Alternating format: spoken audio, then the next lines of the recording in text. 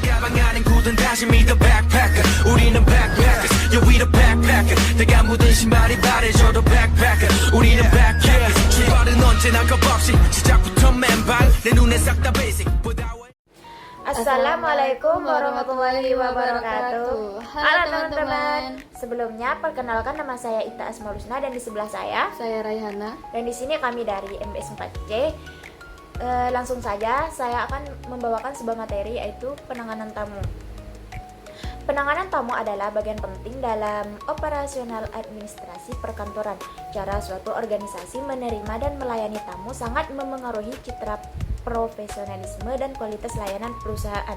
Oleh karena itu, setiap pegawai administrasi, khususnya bagian front office, harus memahami prosedur dan etika dalam menangani tamu, baik internal maupun eksternal. Di sini adalah pengertian tamu. Tamu adalah individu atau kelompok yang datang ke suatu kantor untuk keperluan tertentu, misalnya pertemuan bisnis, wawancara kerja, kunjungan dinas, atau pengurusan dokumen. Tamu di sini dibedakan menjadi dua.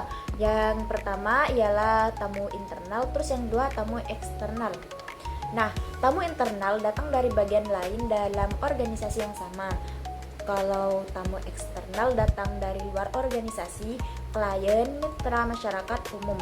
Nah, prosedur menerima tamu ialah di sini ada beberapa langkah yang harus dilakukan saat menerima tamu. Yang pertama ialah menyambut dengan ramah, berikan salam, senyum, dan tatapan mata yang sopan.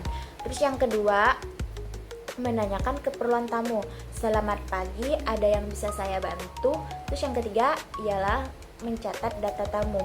Mencatat yaitu nama instansi dan keperluan waktu kedatangan. Terus yang keempat ialah menghubungi pihak terkait. Pastikan orang yang ingin ditemui tersedia.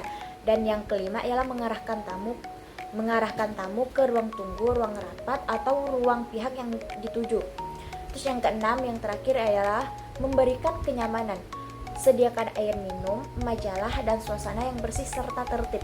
Baiklah, selanjutnya materi yang akan disampaikan oleh teman saya, yaitu Raihana. Baiklah, selanjutnya etika menerima tamu.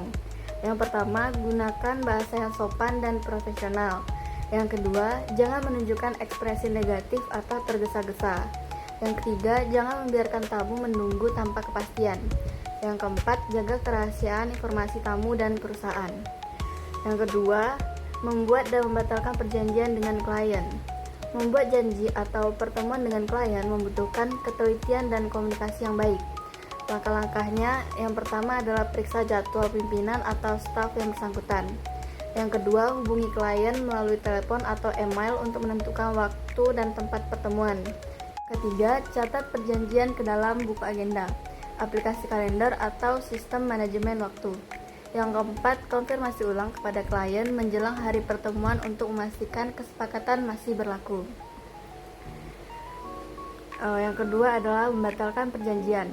Terkadang pertemuan harus dibatalkan karena keadaan tertentu. Lalu langkah etis yang harus dilakukan yaitu segera hubungi klien jika perlu membatalkan. Yang kedua, jelaskan alasan pembatalan secara jujur dan sopan. Dan yang ketiga, tawarkan waktu alternatif. Yang keempat, tunjukkan permohonan maaf dan hargai waktu klien. Kalimatnya misalnya, kami mohon maaf, pertemuan pada hari Rabu pukul 10 tidak dapat terlaksana karena pimpinan ada agenda mendadak. Apakah Bapak Ibu berkenan menjadwalkan ulang di hari Kamis pukul 1? Nah, selanjutnya di sini juga ada syarat penerima tamu.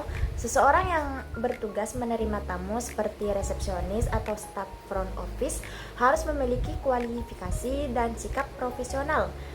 Di sini ada beberapa syarat penting untuk keterampilan komunikasi. Yang pertama ialah mampu berbicara dengan jelas, santun, dan tidak menyinggung. Terus yang kedua, di sini ada penyampaian informasi dengan akurat dan singkat. Terus yang ketiga ialah mampu mendengarkan dengan aktif dan penuh perhatian. Nah, selanjutnya pengetahuan organisasi. Mengenal struktur organisasi dan jabatan di kantor. Terus yang kedua ialah mengetahui letak ruangan dan alur kerja. Terus yang ketiga ialah mengetahui jadwal prosedur pertemuan. Di sini juga ada sikap dan penampilan. Nah, Yang pertama ialah rapi, bersih, dan profesional. Terus yang kedua ialah sopan, sabar, dan tidak mudah marah. Terus yang ketiga ialah ramah namun tetap menjaga profesionalisme. Nah, di sini juga ada kemampuan administratif, mampu mencatat data tamu dan agenda. Terus yang kedua ialah mengelola buku tamu atau sistem digital. Terus yang ketiga ialah menyusun jadwal dan mengarsipkan dokumen tamu. Untuk selanjutnya ialah disampaikan oleh teman saya yaitu Rehana. Selanjutnya adalah melayani tamu. Jenis pelayanan ada dua, yaitu pelayanan langsung dan pelayanan tidak langsung. Pelayanan langsung yaitu tamu yang hadir secara fisik ke kantor, sedangkan pelayanan tidak langsung melalui telepon, email, atau layanan daring. Selanjutnya prinsip pelayanan prima, yaitu senyum, salam, sapa, sopan, santun. Senyum, berikan senyuman ramah kepada tamu. Yang kedua, salam, ucapkan salam sebagai bentuk sambutan. Yang ketiga, sapa, menyapa dengan sopan untuk membangun komunikasi. Yang keempat, sopan, gunakan bahasa tubuh dan tutur kata yang baik. Yang kelima, santun, tunjukkan empati dan kehangatan dalam sikap. Selanjutnya, tantangan melayani tamu. Yang pertama, tamu yang tidak sabar atau marah. Yang kedua, jadwal pertemuan berubah secara mendadak. Yang ketiga, informasi terbatas dari pihak yang dituju. Yang keempat, tamu datang tanpa janji atau walk-in. Cara menghadapinya, tetap tenang dan sopan, sampaikan alasan atau situasi dengan jelas, dan tawarkan solusi atau jadwal alternatif. Lalu catat dan laporkan kepada atasan jika perlu. Baiklah, kesimpulannya ialah menangani tamu dengan baik adalah kompetensi penting bagi staf administrasi dan perkantoran. Sikap profesional, komunikasi efektif, serta penguasaan prosedur administrasi merupakan kunci sukses dalam memberikan pelayanan prima kepada tamu. Baiklah, mungkin itu saja yang dapat kami sampaikan. Kurang dan lebihnya saya mohon maaf. Jika ada kesalahan kata mohon dimaafkan. Kami akhiri. Assalamualaikum Warahmatullahi wabarakatuh. Dadah.